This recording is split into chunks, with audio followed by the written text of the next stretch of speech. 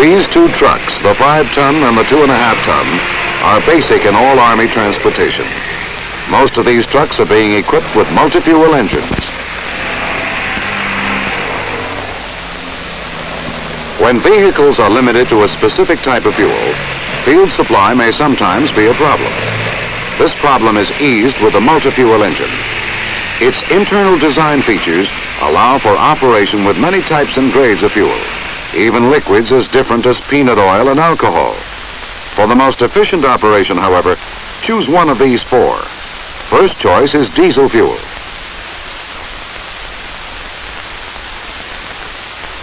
Next, CI, compression ignition fuel. Then, JP4, jet petroleum.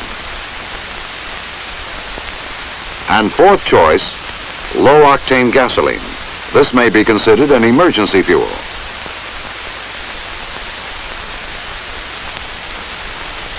A great advantage is that when changing from one type to another, a compensating device on the injector pump automatically adjusts to ensure maximum engine power.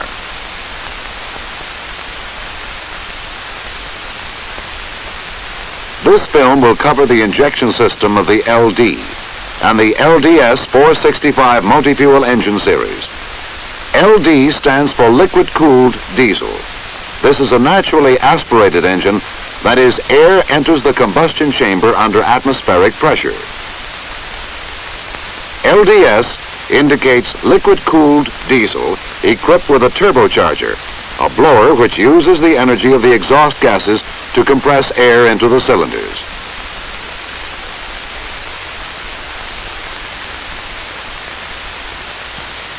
Multi-fuel engines are no more complicated than the long familiar spark ignition engines, but they do require more responsibility in operation, maintenance, and repair. We will show you what the real professional must understand and look out for.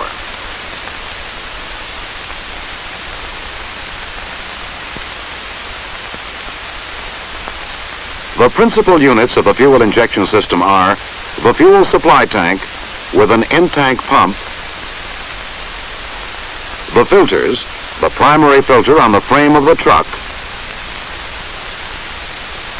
and the secondary and final filters on the engine. The flame-type manifold heater consists of an ignition unit, an electric pump, and the heater element. This is the fuel supply pump assembly. The fuel injector pump and hydraulic head assembly, the governor, the fuel density compensator assembly, the advance unit, and the fuel lines from the hydraulic head to the injector nozzles of the 6 cylinders. The lines from the hydraulic head to the injector nozzles are made of soft annealed steel tubing to carry fuel under high pressure. The return lines from the nozzles carry unpressurized fuel to the tank. They are plastic lines.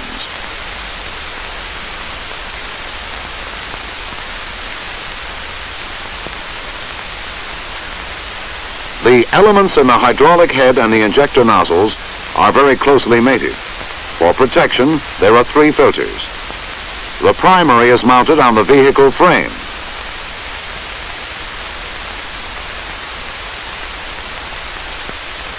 And the secondary and the final are mounted on the engine. The first, the primary filter, is of the multiple disc type. It must be drained daily, and even more often when conditions are bad, such as dust storms, excessive humidity, or tropical mold-making conditions. The retaining bolt may have to be loosened to allow venting of the filter case, thereby creating a free flow of fuel.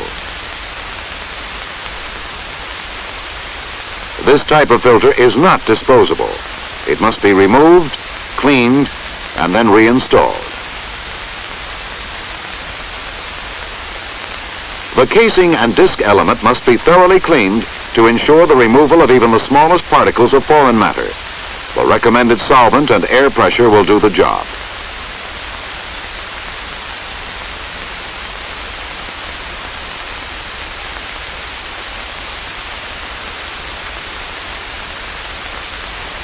After cleaning, reinstall the filter casing with its element, then tighten it. New O-ring gaskets must be used.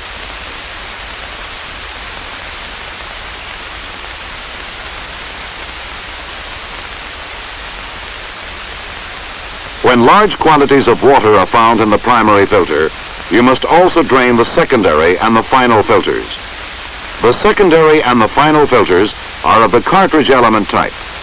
Each is equipped with a separate air vent to prevent air spaces or voids which might cause subsequent damage to the fuel system.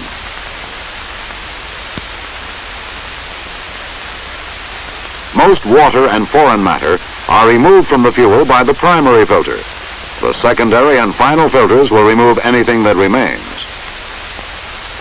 Because dirt is the primary cause of fuel injector malfunctions, these replaceable type filters must be serviced at specified intervals. The two filters are identical and have interchangeable and replaceable elements.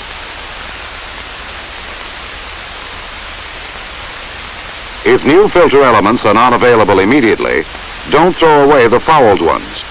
A used filter is a lot better than no filter at all. Clean the filters as best you can when you run into an emergency situation. However, new filters are always recommended.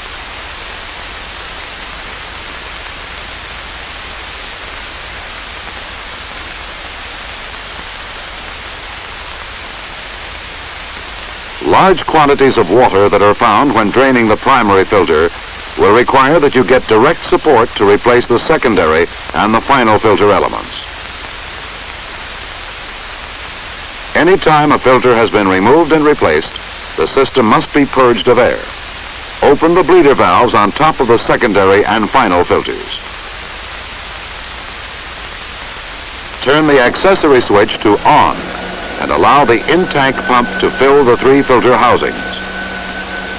With the pump still running, open and close the bleeder valves until the air bubbles disappear.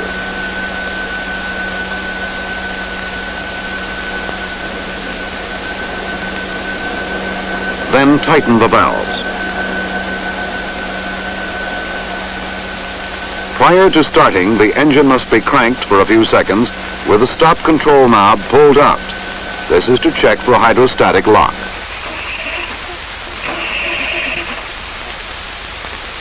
Then recheck the gear shift neutral position and start the engine.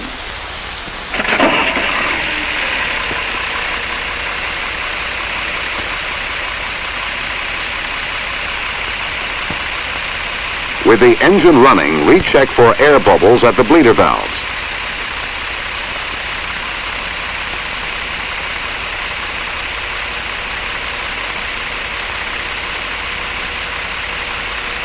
The fuel supply tank must also be checked carefully. Fuel must be kept at maximum level to minimize the condensation of moisture in the tank. Open the drain plug at least once a week to remove the sediment and condensed water. Because sediment and water settle to the bottom of the tank, you won't waste much of the fuel oil. Note the separation of eyes of water in the fuel. Oversight and carelessness will often deadline a multi-fuel engine. Let's see some typical troubles that may develop and give you their probable causes. Problem: no fuel being delivered at the fuel injector nozzles. Probable causes: defect in fuel tank pump, fuel delivery system, or the fuel lines. Problem: fuel being delivered at the injector nozzle, but engine will not start, will not run, or runs rough on one or more cylinders. Probable causes: crossed fuel lines, improperly timed fuel injector pump, defective delivery valve or spring. Problem: engine exhaust smoke is excessive and engine runs rough, sluggish acceleration. Probable cause: defective fuel injector nozzle, Another probability, injector pump improperly adjusted causing increased fuel delivery. When the engine is hard to start or runs erratically, it is likely that there are air pockets in the high pressure lines to the injection nozzles. These and many other problems and their causes are covered in your technical manual with the corrective actions. When troubleshooting, always follow a logical sequence, from the simple to the difficult. Testing and adjustments of the injector pump must only be done by qualified ordnance personnel. Shown here is the PSB-6A on the standard test stand. Seals are put on the density compensator, the governor, and the high-speed adjusting screw so that after adjustments have been made, any tampering will be obvious. The heart of the fuel system is the injector pump, which delivers to the nozzles at high pressure accurately measured quantities of fuel. Service and repair of this pump is performed at general and depot maintenance level. Let's break down the components of the PSB-6A pump to learn more about them and understand how they function.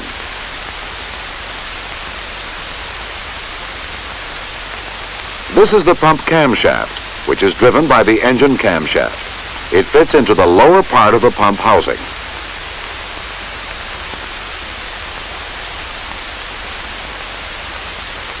The advance unit is the item on the right as you look at this picture. It is mounted at the front of the pump. The advance unit is of the centrifugal mechanical type. It operates on the same principle as the governor to advance the timing of fuel injection.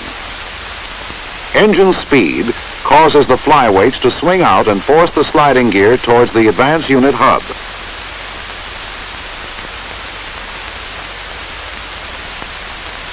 The timing, with relation to the top dead center position of the engine piston, is advanced within a given range up to a maximum of 9 degrees. This possible advancing movement of the camshaft is indicated here by hand and is visible at the governor weights.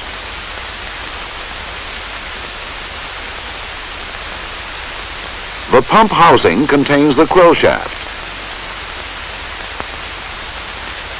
The quill shaft and the fuel supply pump are both driven by a worm gear on the pump camshaft. This cutaway shows it better. The quill shaft transfers rotary motion from the camshaft to the fuel plunger drive gear.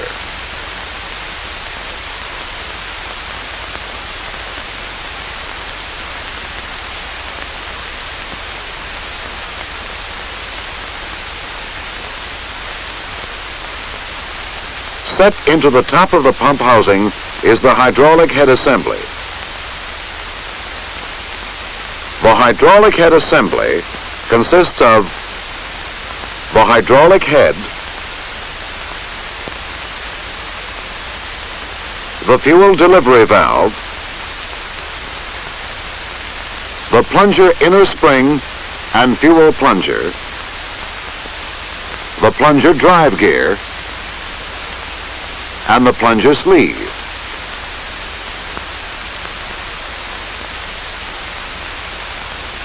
The governor is located at the rear of the pump.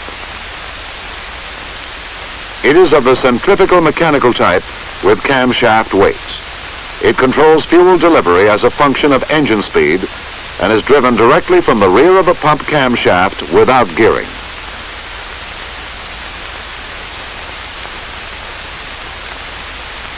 Other parts of the governor are the sliding sleeve, a fulcrum lever, and an operating shaft and lever.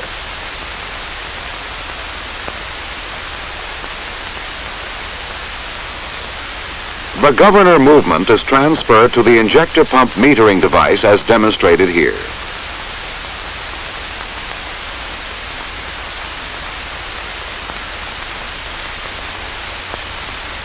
On the governor housing is mounted the fuel density compensator. This device automatically varies the quantity of fuel delivered to the engine so that the maximum power output of the engine remains constant regardless of the type of fuel being used. On this test stand, with the compensator mounted on its side, as the stop plate moves up and down, the compensator reduces the delivery of fuel when it is thick, that is, of high density. It will increase delivery when the fuel is thin or of low density.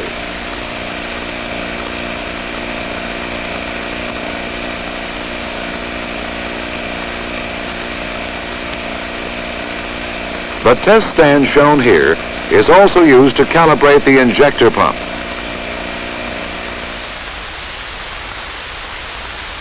With the aid of these drawings, we can see how the fuel is channeled through the pump and other components. From within the fuel tank, a 24-volt non-positive pump delivers the fuel under low pressure to the primary filter.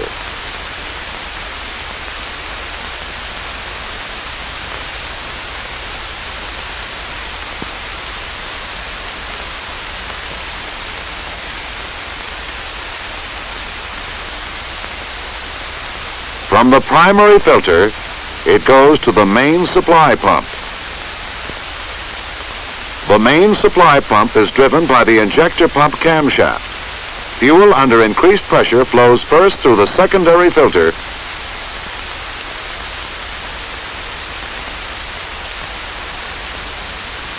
and then through the final filter.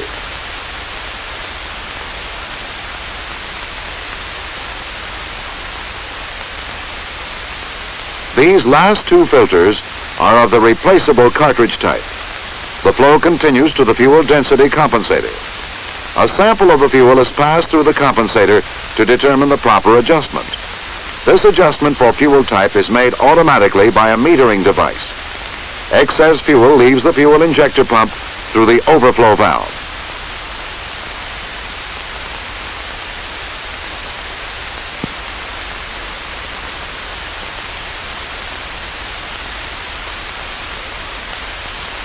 The fuel injector pump pressurizes, meters, and delivers charges of fuel to the 6 injection nozzles in the pattern shown here. 1, 5, 3, 6, 2, 4. Excess fuel depressurized is routed through return lines to the fuel supply tank.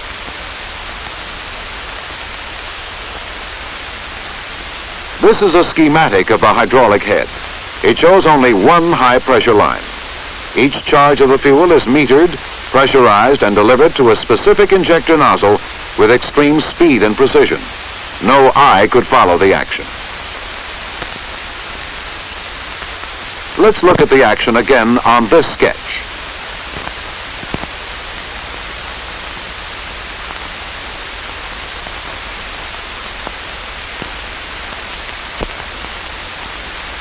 In the following animation, you will see what happens inside the hydraulic head. These are the principal components: the camshaft, the quill shaft, the plunger drive gear, the fuel plunger, the plunger sleeve, the control unit, the delivery valve, and the overflow valve. The plunger is lap-fitted to a plunger sleeve located in the fuel sump. The plunger is also fitted to its bore to ensure against leakage during operation. With tolerances in the millionths of an inch, the plunger moves up and down and round and round. With each revolution of the camshaft, the plunger goes up and down 3 times and 180 degrees around.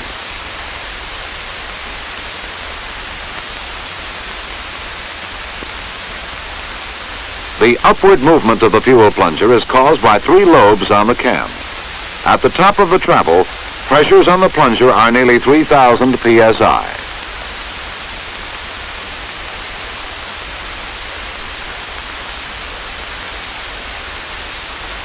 The low-pressure fuel in and fuel out passages are connected to the fuel sump. This permits the fuel to circulate, cool, and lubricate the plunger and sleeve.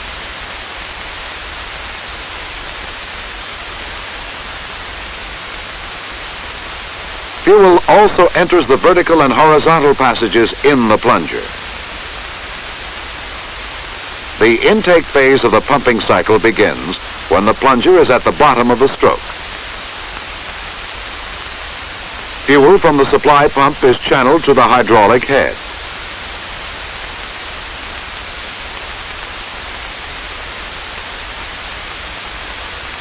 It fills the pressure chamber above the plunger.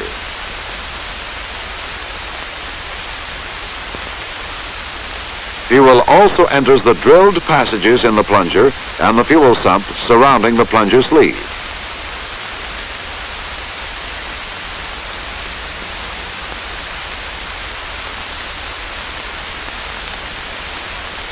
The overflow valve maintains the supply pressure in the hydraulic head at 27 to 33 psi and allows excess fuel to leave the pump. To illustrate the action of the plunger, this sketch shows the plunger sleeve cut away. As the rotating plunger moves up, it passes and closes the fuel in and the outlet ports. This is the port closing position. The fuel above the plunger is trapped and ready to be pressurized. The plunger continues to move up, pressurizing the fuel. This high-pressure fuel, shown in red, opens the delivery valve.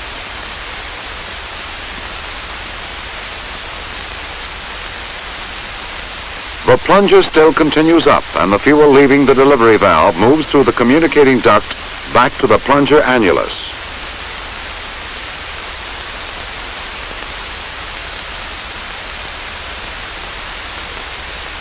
From the annulus, it moves up into the distributing slot and then into the high-pressure fuel line to the nozzle and into the engine cylinder.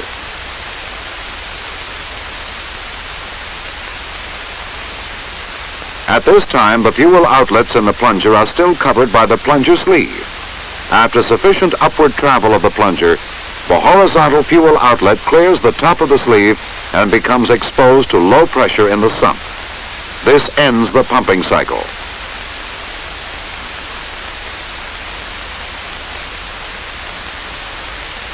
Beginning with the intake phase, here is how the metering function is accomplished. The plunger sleeve is moved up or down by the control unit, which is activated by the accelerator linkage and the governor action.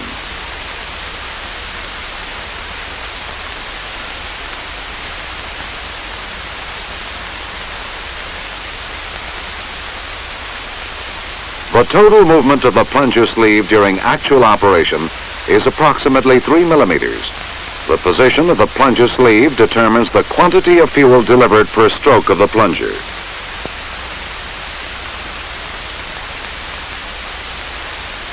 Let's start the explanation with the plunger at the port closing position. Study this picture for a moment.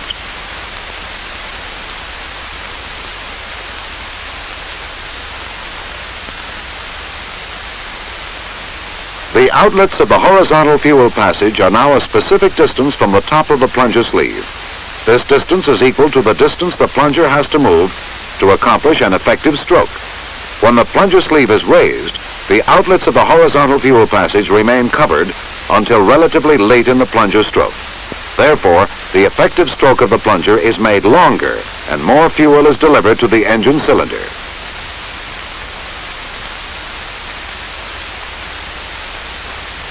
If the plunger sleeve is lowered, the outlets are uncovered sooner in the delivery stroke. This makes the effective stroke shorter and allows delivery of a smaller amount of fuel.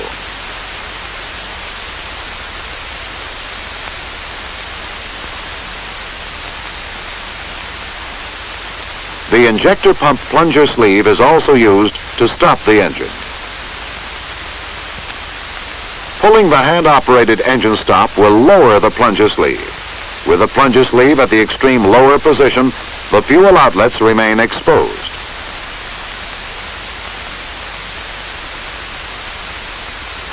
Since no high pressure can be developed on top of the plunger, fuel cannot be delivered to the nozzles and the engine stops.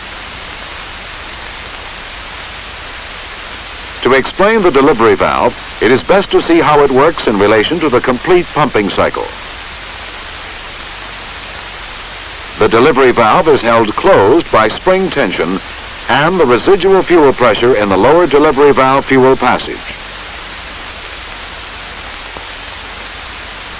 When the plunger is down and the valve is closed, we have supply pump pressure in front of the delivery valve and residual fuel pressure at the rear of the valve.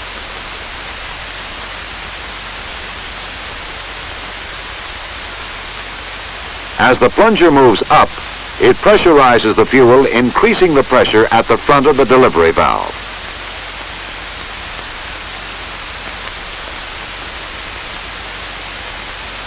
When the pressurized fuel exceeds the combined pressure of the residual fuel and the spring pressure, the valve will pop open. A metered amount of fuel is then forced around the valve into the distributing slot and into the line to the nozzle.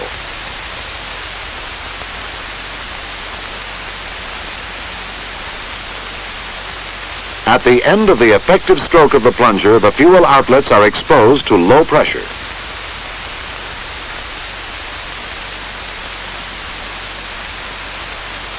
This relieves the high pressure in front of the delivery valve, causing the valve to enter its bore. As the front of the retraction piston enters the valve bore, it blocks the passage. The retraction piston then moves deeper into the valve bore until it reaches the valve seating surface.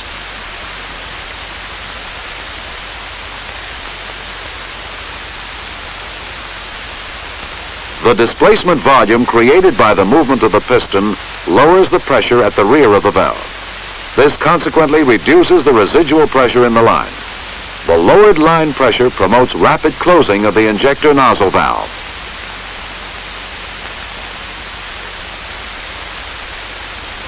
To summarize, a multi-fuel engine will operate on many types of fuel. For the most efficient operation, choose either diesel fuel, compression ignition fuel, jet petroleum fuel, or low-octane gasoline in that order. The fuel density compensator automatically adjusts the quantity of fuel delivered to the engine for maximum engine power, regardless of the type of fuel being used. The system of filters is very important. Dirt, moisture, and fungus can cause plenty of trouble.